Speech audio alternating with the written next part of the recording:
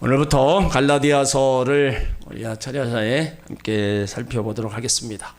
이 갈라디아서가 로마서와 함께 참 중요한 말씀입니다. 마틴 루터로 하여금 종교개혁의 불씨를 당기게 한 것도 갈라디아서입니다. 갈라디아서에서는 나의 편지요, 나의 아내라고 할 정도로 중요한 시입니다. 로마서와 갈라디아서 서로 대조가 되는데, 이 로마서는 미래 전도 지역을 내다보는 서신입니다. 갈라디아서는 현재 당면한 교회 문제에 대한 처신을 기록한 서신이라는 데 있다는 겁니다. 그러므로 세속화라는 이름하에 신앙이 점점 비신앙화 되어가는 것을 느끼게 하는 지금의 사회에서 우리가 갈라디아서가 아주 귀중한 말씀입니다. 여기서 무엇을 말하는가를 찾아서 우리가 교훈으로 삼는 것도 중요한 일입니다. 갈라디아서는 바울이 전도할 당시 거의 모든 지역이 로마 속국에 속해 있어요. 헬라인, 로마인, 유대인들이 다 섞여 살고 있었습니다. 그렇기 때문에 어느 곳이든 교회가 세워지면 여러 종족들이 믿게 되어 자연히 많은 문제를 안고 있게 됐어요.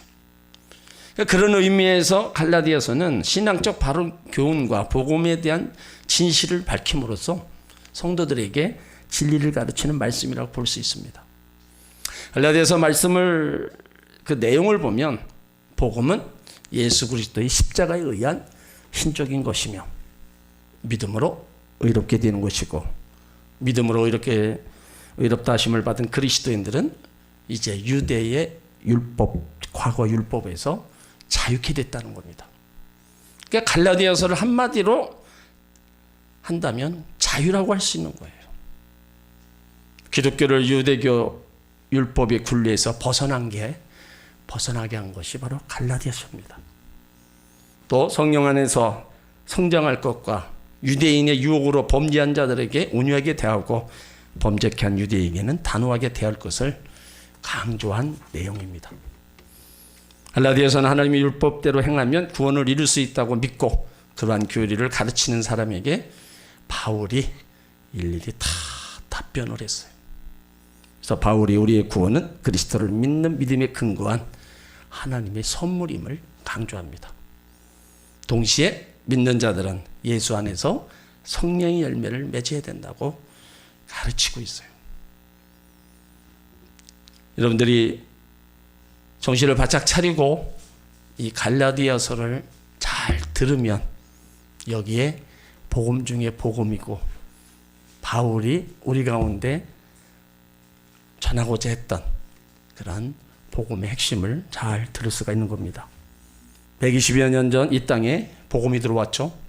그때는 어둠과 가난, 절망의 그늘 속에 살던 자들에게 이 복음은 개인적 물론이고 가정과 사회에 엄청난 변화가 일어났습니다. 20세기 초 1%도 안 되는 그리스도인들이 한국 사회의 주도적 역할을 했고 지대한 영향을 끼쳤습니다.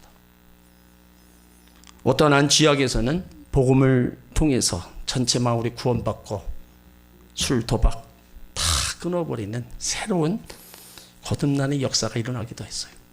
이러한 복음의 능력은 선교 1세기 만에 전 국민 25%가 다 자신이 믿던 그런 종교들을 다 내려놓고 복음을 받았다는 거, 세계 어느 민족사에도 없는 일입니다.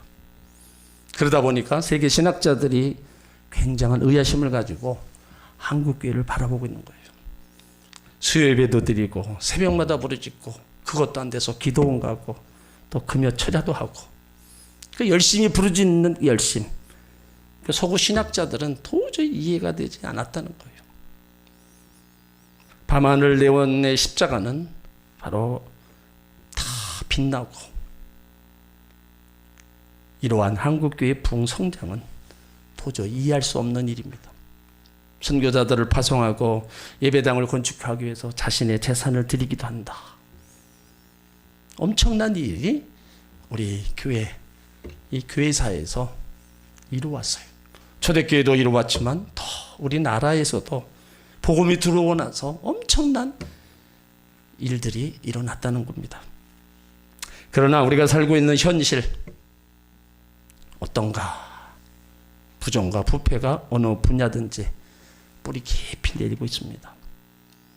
국제투명성 기구에서 조사한 국가별 부패 지수가 170 가운데 한국이 49입니다. 종교, 정치, 교육 등 어느 분야든지 부정한 돈 거래가 되지 않는 곳이 없어요. 최근 통계에 의하면 국회의원 30%가 기독교인이지만 우리나라 정치는 아직 구태연에서 벗어나지 못하고 있습니다. 그러니까 총체적 부패라는 용어를 쓸 정도로 우리 사회가 썩어가고 있는 거예요. 또한 우리 한국교회는 영향력을 잃어버린 지가 오래되었다는 거예요. 교회가 이 사회에 일어나는 일들을 걱정하며 기도해야 되는데 오히려 한국 사회가 교회를 염려한다는 겁니다. 그러니까 50년 전에 한국교회가 이 시대의 소망이었습니다. 복음을 통해서 사람이 변화되고 의료 선교, 교육 선교를 통해서 기독교적 역사관을 가진 인물들이 엄청 많이 나오고 또 영향을 미쳤습니다. 그러나 오늘 한국교회 현실, 자기 희생이 없는 이기주의와 십자가 없는 영광, 축복만을 추구하는 기독교로 점점점 바뀌어가고 있다는 거예요. 그 이유가 뭐냐? 성경이 가르치는 초대교회 사도들이 전해준 복음을 다른 복음으로 변질시키고 있다는 겁니다. 마치 신앙을 허망하고 더러운 인간 욕망을 충족시키는 종교로 바꿔버렸다는 거예요. 하나님이 베풀어 주신 은혜와 복음이 인간의 행복, 쾌락, 요행주의를 통해서 이 땅에서 복으로 바꿔버렸다는 겁니다. 그래서 자식이 잘 되고 사업이 잘 되고 오래도록 잘 먹고 잘 살고 천국 가는 것이 복음의 내용처럼 되어버렸어요.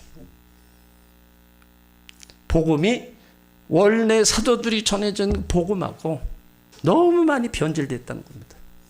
그러다 보니까 우리 사회에 일어나는 일들, 그런 모든 것들도 다 변질됐어요.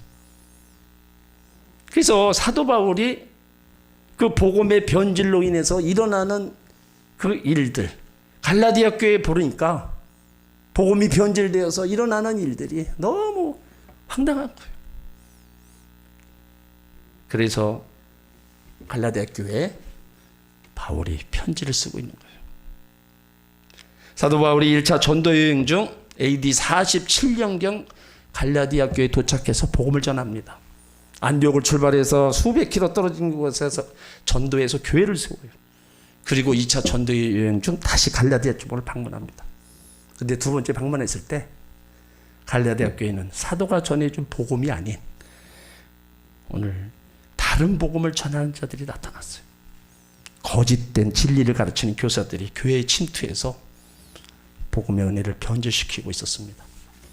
그 결과 사도 바울은 안디옥으로 다시 돌아와서 갈라디아 교회 성도들에게 거짓된 복음을 떠나라, 참된 복음으로 돌아와라. 그래서 그리스도의 복음에 다시 설 수 있도록 하기 위해서 지금 편지를 쓰고 있는 거예요.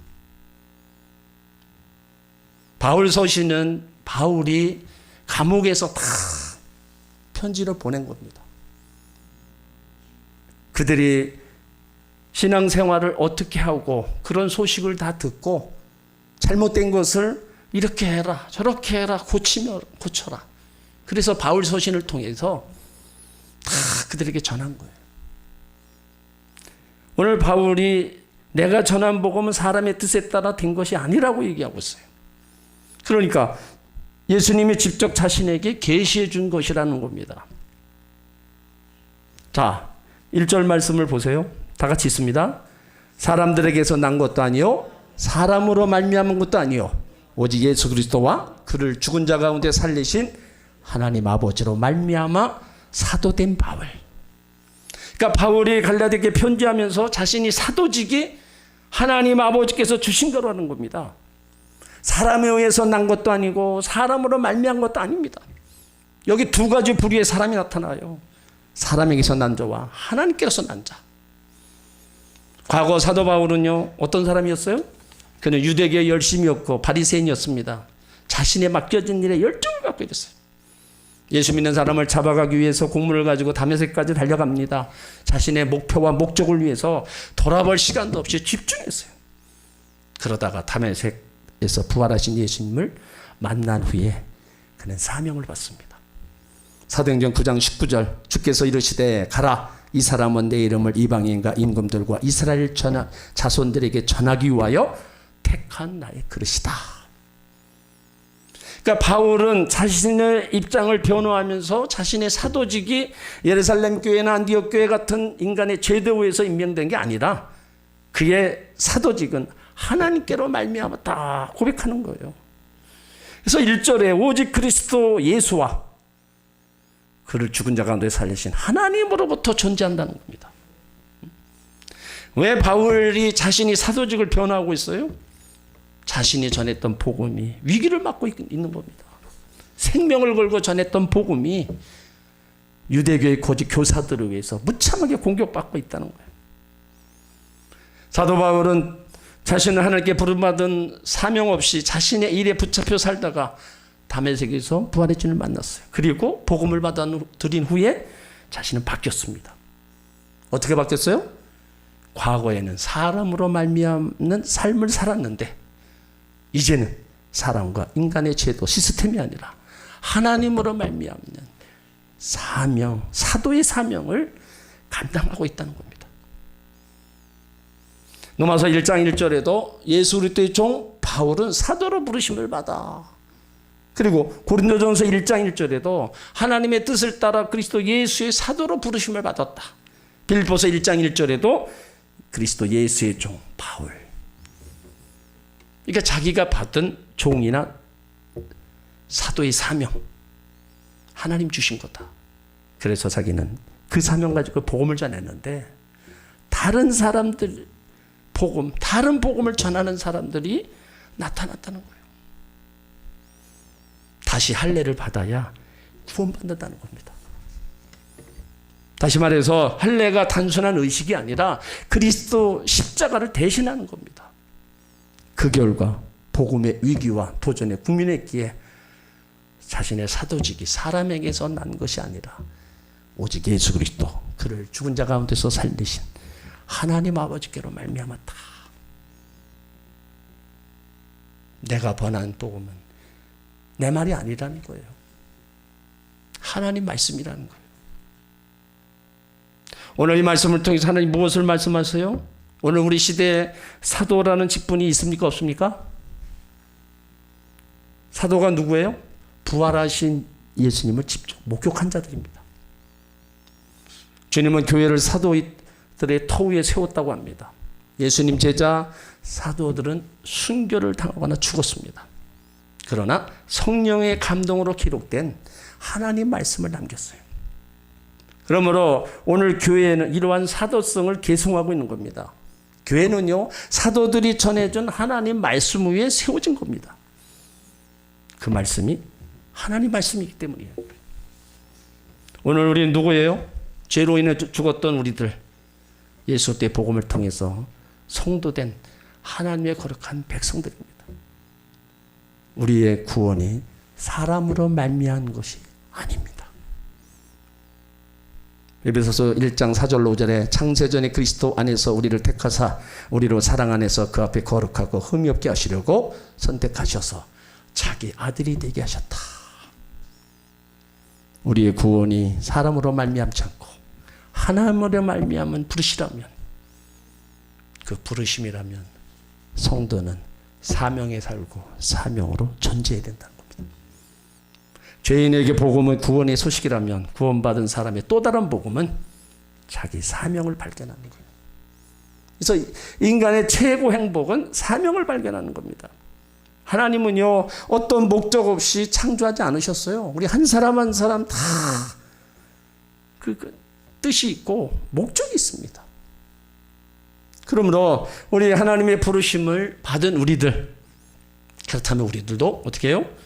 사명으로 살아야 된다는 겁니다. 사명을 따라 사는 것을 특별한 것으로 오해하면 안 됩니다. 신학교 가서 목사가 되거나 선교사가 되는 게 사명이 아니에요. 우리는 성도로서 성도의 그 사명을 우리 가운데 있다는 겁니다. 그래서 2절에도 보면 함께 있는 모든 형제와 더불어. 이건 뭐예요?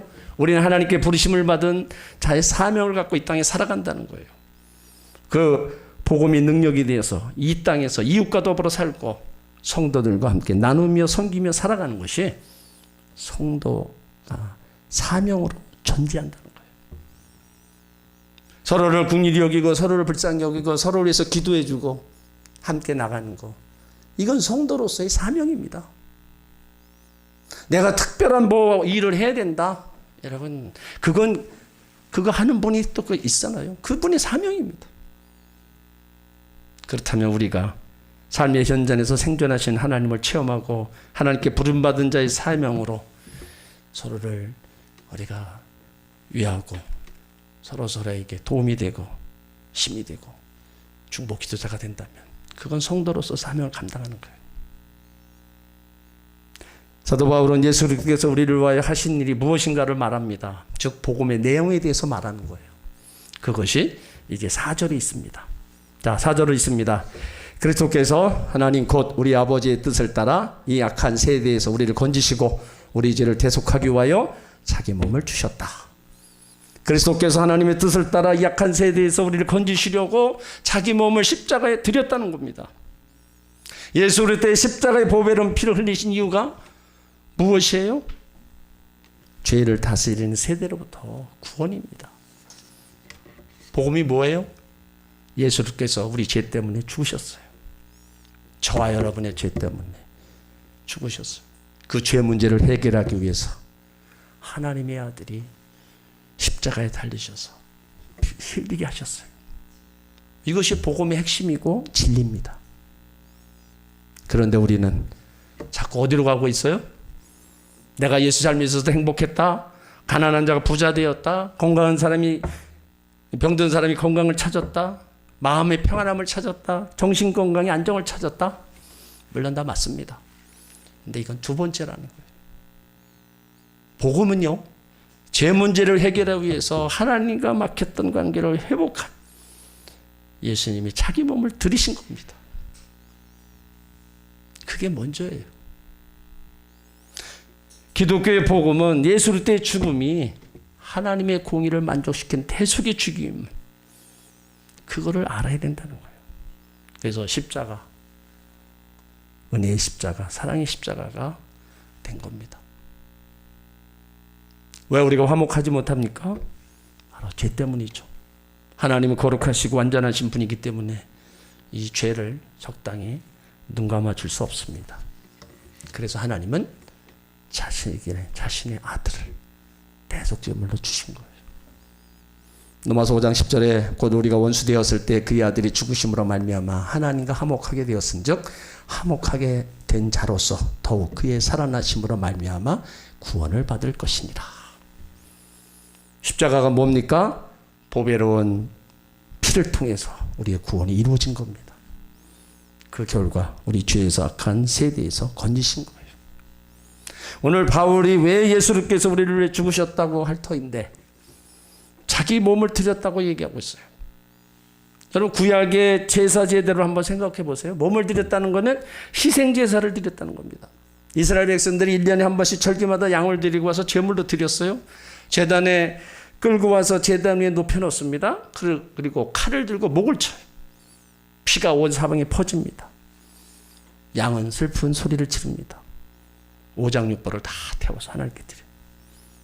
죄 때문에 우리가 죽어야 되는데 하나님이 우리를 죽일 수 없어서 제사 제도를 만든 거예요. 내자로 말미암아 왕이 죽는 겁니다. 복음이 뭐예요? 하나님께서 이 땅에 그리스도를 보내셔서 우리 죄 때문에 자기 몸 버리신 겁니다. 자신의 몸을 주신 거예요. 그러므로 죄 문제가 해결된 겁니다. 여러분, 이게 복음이에요. 이 복음 말고는요, 다른 길은 없습니다. 우리가 이 진리를 믿고 그 뜻을 알고 십자가의 능력을 체험할 때 은혜의 복음을 깨닫게 되고 진정한 구원의 역사가 나타나는 거예요. 오늘 사도 바울은요, 갈라디아 교인들에게 복음의 진리를 깨달으라고 얘기하고 있어요.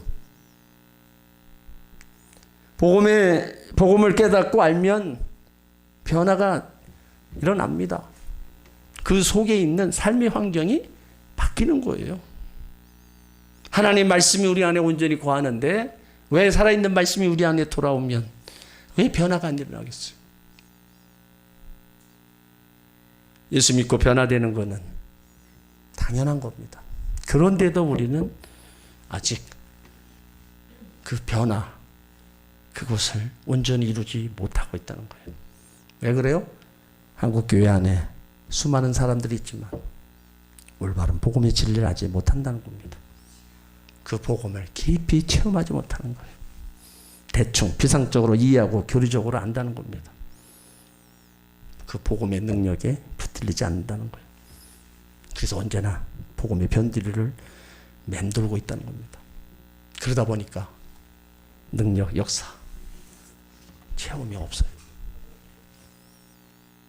악한 세상 속에서 구원받았음에도 불구하고 적당히 예수 믿는 채 하며 살아가는 분들이 많이 있습니다. 때론 교회 안 나오려니 웬 찝찝합니다. 그냥 나와줍니다. 여러분, 이건 너무 안타까운 거예요. 신앙생활 하면서도 마치 내가 물질 드리는 게 교회를 위해서 뭔가를 하라고 드리는 거고, 교회를 위해서 나와주는 거고, 인원수 채워주는 거고. 여러분, 이런 마음으로다가 우리가 신앙생활 해가지고는 절대로 하나님이 우리 가운데 베푸신 뭐 능력이나 은혜와 복을 절대로 나와 가까이 올 수가 없는 겁니다. 때로는 안 믿을 수도 없고 교양이 있는 수준에서 복음을 받아들이는 사람도 있어요. 어떤 말씀을 하면 다 알고 있습니다. 저보다 더 잘 알아요. 근데 그것이 그거로다가 끝나서는 안 된다는 거예요.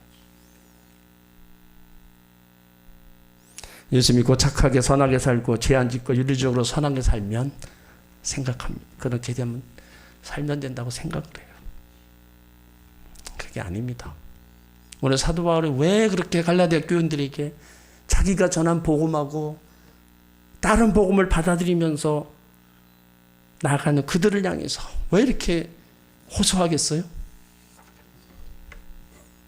다른 복음이 그들을 점령하고 있으면 결국은 예수를 또 십자가 말고 다른 것에서 구원을 얻는다는 거예요. 할례를 받지 못하면은 구원을 받지 못한다. 그렇게 가르치고 있는 거예요.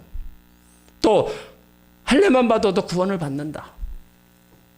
아니잖아요. 사람으로 된 게 아니라 예수님으로 말미암아 우리가 구원받은 거지. 근데 그거를 자꾸 왜곡시키는 그런 복음을 받아들이니까 지금 바울이 너무 안타까운 거예요. 그래서 복음을 올바로 알고 깨달으라 이거예요. 예수님이 어떤 분인가를 분명히 알으라는 거예요. 그리고 신앙생활을 그 말씀에 있어서 바로 해가라는 겁니다. 요즘은 복음을 말하는 대신에 뭐 상담 이야기하고 간증을 이야기하면 은혜가 된다고들 해요. 그러다 보면 어쩌면 보니까 복음이 점점 그 힘을 잃어가고 그 복음이 희석되는 경우가 많이 있다는 거예요. 너무 세상적인 얘기하고 너무 사회적인 얘기, 정치적인 얘기로다가 전해지니까 진즉 전해져야 될 그 십자가의 복음이 제대로 전해지지 않고 있다는 겁니다. 오늘 사도 바울의 예침은 저와 여러분을 향한 말씀입니다. 성도는요, 부름받은 사명으로 살아가야 돼요. 성도는 복음의 진리를 확실하게 깨달아야 됩니다. 확실하게 깨닫고 흔들림 없는 신앙 안에, 말씀 안에 서 가야 돼요. 그 누가 뭐라 해도 흔들리지 말아야 돼요. 누구에 의해서, 환경에 의해서 우리가 신앙생활에 나가는 그런 모습은 없어야 된다는 겁니다. 오늘 바울이 4절에 분명히 얘기했어요. 그리스도께서 하나님 곧 우리 아버지의 뜻을 따라 이 악한 세대에서 우리를 건지시려고 우리 죄를 위하여 자기 몸을 드렸다. 이게 복음입니다. 이거 말고 다른 복음은 다 가짜입니다. 하나님 말씀을 우리가 확실히 깨닫고 그 말씀을 확실히 알고 믿음의 굳건히 서서 나가면 그 어떤 것들이 우리를 유혹해도 우리 흔들림 없을 겁니다. 그러한 신앙으로 그런 믿음으로 다 달려가시기를 주의 이름으로 축원합니다.